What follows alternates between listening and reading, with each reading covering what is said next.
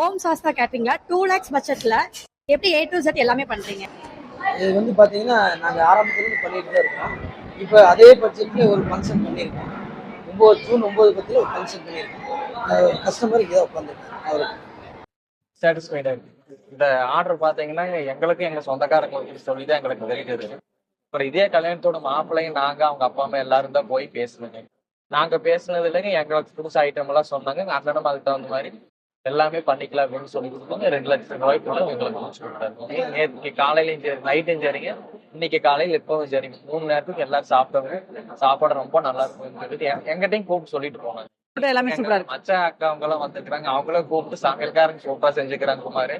யாருன்னு கூட எனக்கு கேட்டாங்க. அவர் பேர் தங்கராஜன் மச்சான். செட்டிவாளத்துலதான் இருக்கிறாரு அப்படின்னு. தம்பிக்கு மேரேஜ் வைக்கும் போதும் சொல்லு குமார் அவர்கிட்ட கேளு நம்பர் நான் வாங்கிட்டேன்னு சொல்லிக்கிறேன். நைட்டு பிரியாணி போட்டாங்க. ஓகேங்க. காரம் இல்லாத கரெக்டா இருந்தது. பெரியவங்க முதல் கொண்டு சின்னவங்க முதல் கொண்டு சாப்பிடலாம். நல்லா டேஸ்டா இருந்தது.